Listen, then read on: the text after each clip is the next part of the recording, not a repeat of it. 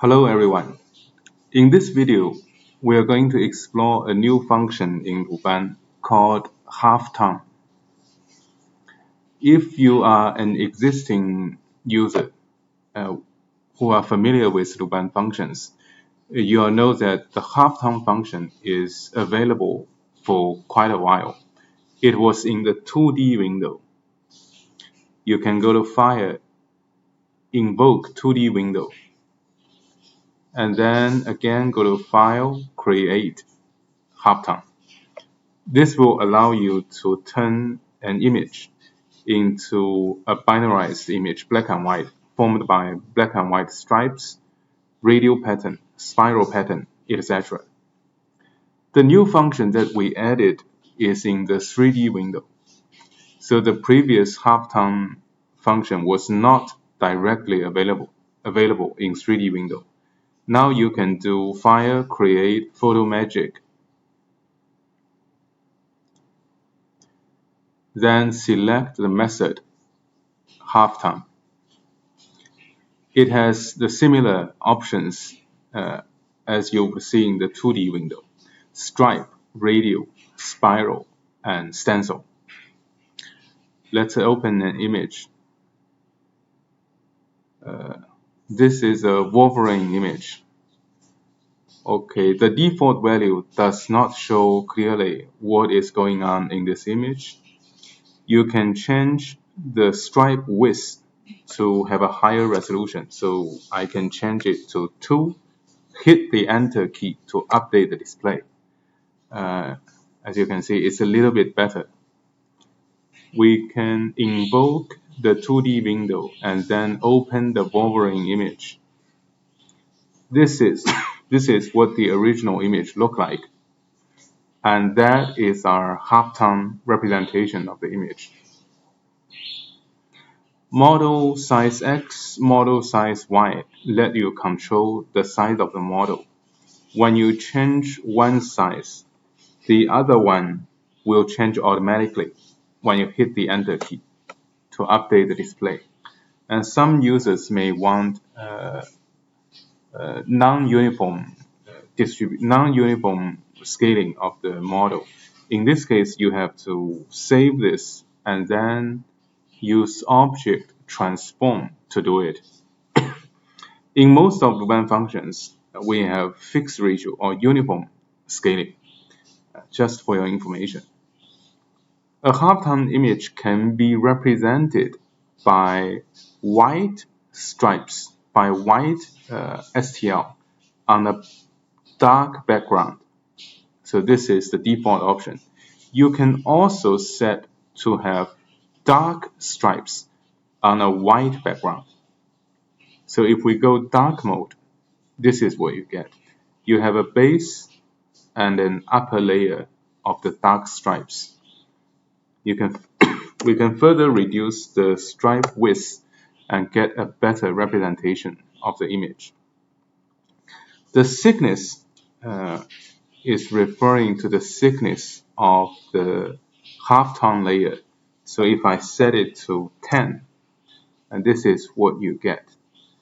Obviously, when the thickness is bigger, the visualization won't be that nice. You have to view the object from a perpendicular angle in order to see what is going on. If you view it from a slanted angle, the 3D printed object will not show you clearly the image. So the default value is 1 millimeter. Similarly, you can set the thickness of the base. The default is also 1. You can set it to any value you prefer. Now this is a much thicker base. If you set the base thickness to 0, you will not have any base. So this can be directly printed on bed. For some special applications, I imagine that this might be useful. But usually we won't have a base. The base has a different color from the halftone layer. Stripe angle let you change the direction of the stripe. So if I set to 30 degrees, this is what you get. One of the interesting control is contrast. As the value goes up, you would expect the contrast to increase. So let's change it from 5 to 6. You can see the contrast indeed increases. However, the details in the image are also smeared out when the contrast increases. So the contrast shouldn't be increased to an arbitrary value. If you set it to 20, so the contrast will be gone. The best value of the contrast is related to the stripe width. And if the stripe width is pretty small, the contrast should be also quite small. So let's set it to the default value 5, and then we reduce it to 4, 3, 2, 1. Okay. As you go down, the contrast is reduced. As you go up, the contrast is increased, but only to a certain extent. If you increase the stripe width to 2, then you can further increase the contrast and still get an increasing contrast in the image. So the contrast value is related to the stripe width. Let's try a few other options. Radio. In the radio option, you will have a control on the fan angle. By default, it is 3 degrees. You can set it to 1, and this will give you a lot of details, but it takes longer to run.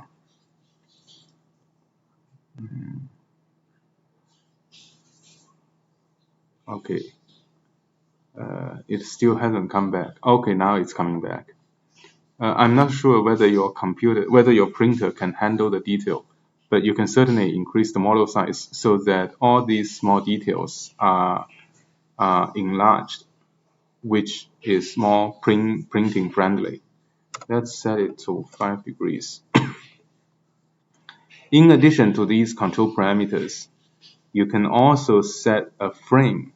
By default, there is no frame, but you can set it to a triangular frame, with or without round corner. I'll turn it into a spiral. This is a spiral pattern. Let's reduce the stripe width and reduce the contrast to 5. Okay, and then we can use different frame shape.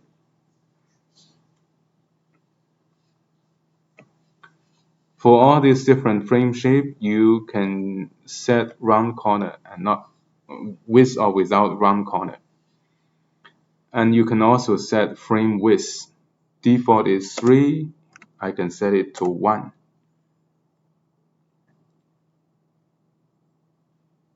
Okay, so that's how it looks.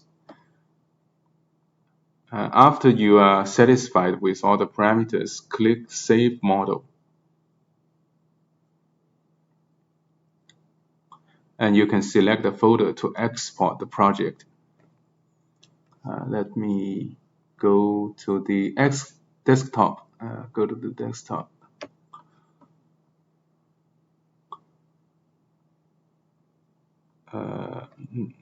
Okay, all the files are coming out. It has a base, it has a halftone. So let's open these two STL files.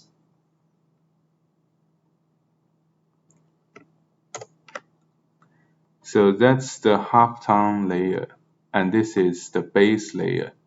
You can print them one on top of the other. And then you have DXF, SHP, and SVG. These are 2D files that you may use LuBan 2D window to open. For example, if I open the SHP, which is LuBan native file, you can see the 2D pattern. Then you can use the laser cutter to cut it. But since our 2D window also has the halftone function, you don't have to do the 3D 3D halftone. You can directly use the halftone function in 2D. That is all for this new feature. Thank you for your attention.